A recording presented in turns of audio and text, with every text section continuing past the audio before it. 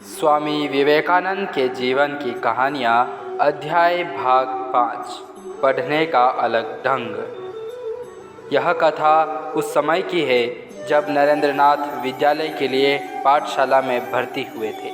पाठशाला जाने के पहले दत्तवंश के कुल पुरोहित ने आकर राम खड़ी लाल रंग की खिल्ली का चित्र बनाकर नरेंद्र को सिखाया।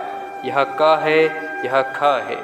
नरेंद्र ने भी कहा, यह क है, यह ख है। इसके बाद धोती पहनकर सरकंडे की कलम लेकर वे पाठशाला चले गए। किंतु विद्यालय तो एक अपूर्व स्थान होता है। वहाँ अनचाहे अनजाने विभिन्न सामाजिक स्तरों के कितने ही लड़के इकट्ठे होते हैं। उनकी बातचीत बोलचाल भी सब नए ढंग के होते हैं। इसके फलस्वरूप 2-4 दिनों के भीतर ही शब्दकोश से बाहर के कई शब्दों को नरेंद्र ने सीख लिया। जब उनके माता पिता को इसका पता चला तो उन्होंने नरेंद्र को उस विद्यालय में रखना उचित नहीं समझा। उन्होंने घर पर ही अपने पूजा घर में एक छोटी सी पाठशाला खोलकर वहाँ गुरुजी के हाथों अपने पुत्र को समर्पित कर दिया। बाहर की पाठशाला में नए संगियों को पाकर नरेंद्र को जो आनंद प्राप्त हुआ था उसकी कमी कभी भी बहुत कुछ पूरी हो गई, क्योंकि इस नई पाठशाला में कई आत्मीय लड़के भी आ गए थे। नरेंद्र ने जब 6ठे वर्ष में प्रवेश किया था तब इस विद्यालय की शिक्षा शुरू होने पर भी माँ के निकट नरेंद्र ने जो ज्ञान प्राप्त कर रहे थे वह बंद नहीं हुआ और पुस्तकीय विद्या के हिसाब से बंगला पर्ण परिचय सरकार की अंग्रेजी फर्स्ट बुक को उन्होंने माँ से ही पढ़ लिया था। नरेंद्रनाथ के पढ़ने का एक अपना ही ढंग था। अध्यापक महोदय बगल में बैठकर नित्य पाठ पढ़ा जाते और नरेंद्र आंखें मूंद कर सोए सोए उसे सुनते। इतने से ही उनको दैनिक पाठ याद हो जाता। श्री रामकृष्ण के भक्त भी रामचंद्र दत्त के पिता नृसिंह दत्त उन दिनों अपने पुत्र के साथ नरेंद्र के घर पर ही रहते थे। रात में नरेंद्र नृसिंह दत्त के साथ ही सोया करते। वृद्ध दत्त महोदय को थोड़ा संस्कृत का ज्ञान था। उनकी धारणा थी कि कठिन विषय को बचपन से सिखाने से लड़के उन्हें आसानी से याद रख सकते हैं।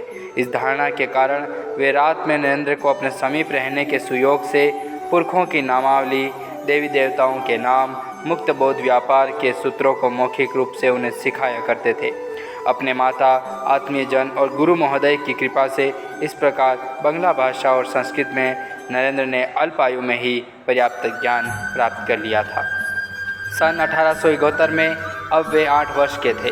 विद्यासागर महाशय के मेट्रोपॉलिटन इंस्टीट्यूट के तत्कालीन 9वीं कक्षा में उनका नामांकन करवा दिया गया। विद्यालय उन दिनों सुकिया स्ट्रीट में था, वहाँ इन दिनों लाहा का घर हो गया है। विद्यालय के सभी शिक्षकगण उनकी बुद्धिमत्ता से उनकी ओर आकृष्ट हुए, किंतु एक कठिन समस्या उत्पन्न हो गई। अंग्रेजी भाषा सीखने के प्रति उन्होंने तीव्र अनिच्छा प्रकट की।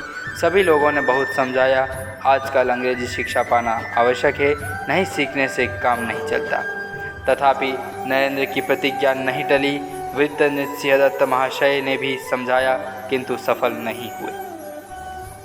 इस तरह कुछ समय बीत जाने पर नरेंद्र ने जाने क्या सोचकर दत्त महाशय की बात मान ली। इस नई इच्छा के साथ साथ वे इस प्रकार नए उत्साह से यह भाषा सीखने लगे कि सभी देखकर अवाक हो गए।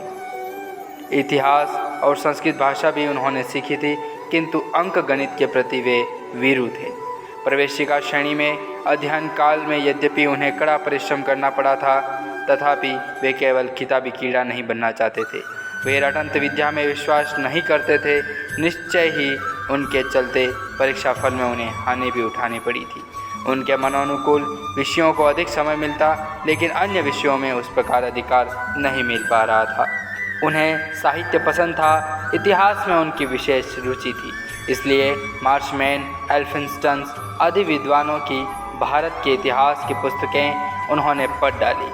अंग्रेजी और बांग्ला साहित्य की कई अच्छी अच्छी पुस्तकों का उन्होंने अध्ययन किया था, किंतु गणित की वे भली भांति ध्यान नहीं दे पाते थे। एक बार उन्होंने कहा था, प्रवेशिका परीक्षा के मात्र 2-3 दिन पहले देखा गणित को तो कुछ पढ़ा ही नहीं। तब सारी रात जाकर पढ़ने लगे और 24 घंटों में रेखावली की 4 पुस्तकों को पढ़कर अधिकृत कर लिया। इन्हीं दिनों उन्होंने पुस्तक पढ़ने की एक नई रीति की खोज की। बाद में उन्होंने बताया था कि अध्यायों को गया तो किसी लेखक की पुस्तक को पंक्तिबद्ध नहीं पढ़ने पर भी उन्हें समझ लेता था। हर अनुच्छेद पैराग्राफ की प्रथम और अंतिम पंक्तियाँ पढ़कर ही उसका भावार्थ ग्रहण कर लेते थे। यह शक्ति जब और बढ़ गई तब अनुच्छेद पढ़ने की भी जरूरत नहीं पड़ती थी। हर पृष्ठ की प्रथम और अंतिम पंक्तियाँ पढ़कर ही समझ लेता। फिर जहाँ किसी विषय को समझाने के लिए लेखकों ने 4-5 ऐसे अधिक पृष्ठ लगाकर विवेचन करना शुरू किया होता तो आरंभ की कुछ बातों को पढ़कर ही मैं उसे समझ लेता था।